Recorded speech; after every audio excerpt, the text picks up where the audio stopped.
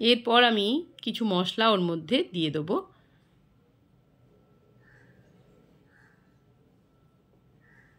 যেমন দিয়ে দেবো 1 চামচ জিরের গুঁড়ো, 1 চামচ ধনের গুঁড়ো,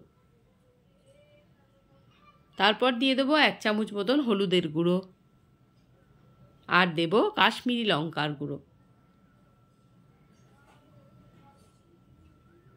এবার ভালো করে মশলাটা মিশাচ্ছি পেঁয়াজের সাথে।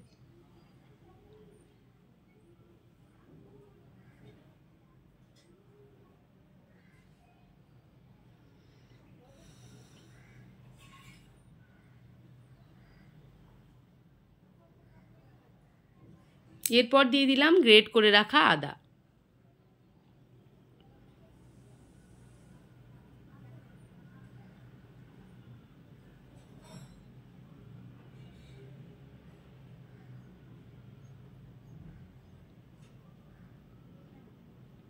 এবার দিলাম পরিমাণ মতন নুন। মশলাটা মোটামুটি আমার কষানো হয়ে গেছে। এবার অল্প জল দিয়ে আমি এটাকে সেদ্ধ হতে দেব।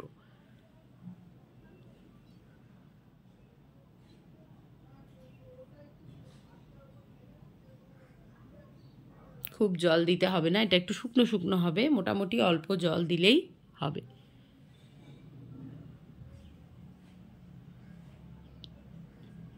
এরপর দিয়ে দিলাম মিষ্টি, স্বাদের ব্যালেন্সটা ঠিকঠাক করার জন্য। গ্রেভিটা কিন্তু ফুটে উঠেছে, আমি একটু খুন্তি দিয়ে নাড়িয়ে দিলাম।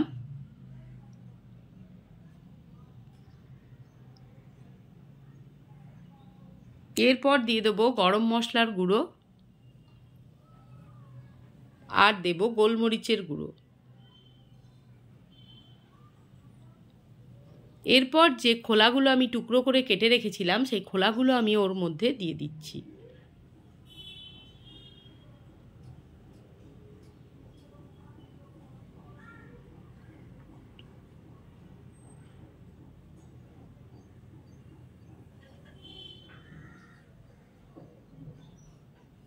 ভালো করে খুন্তি দিয়ে মিশিয়ে নিচ্ছি মশলার সাথে।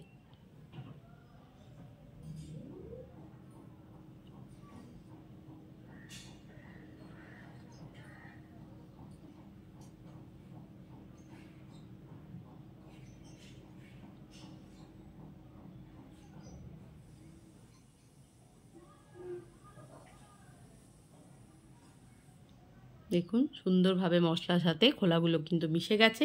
এবার আমি কুসুমগুলো ওর মধ্যে অ্যাড করে দিচ্ছি।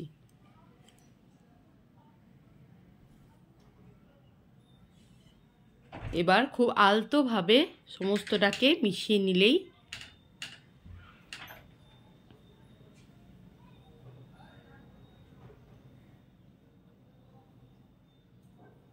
তৈরি হয়ে যাবে আমার সাউথ ইন্ডিয়ান স্টাইলের এগ কারি।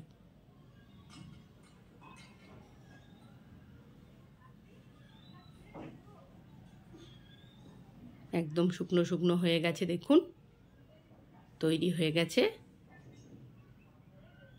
ভিডিওটি যদি ভালো লাগে তাহলে অবশ্যই লাইক, কমেন্ট, শেয়ার, সাবস্ক্রাইব করে আমার পাশে থাকবেন।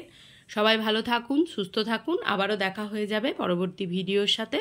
ততক্ষণের জন্য সবাইকে টাটা।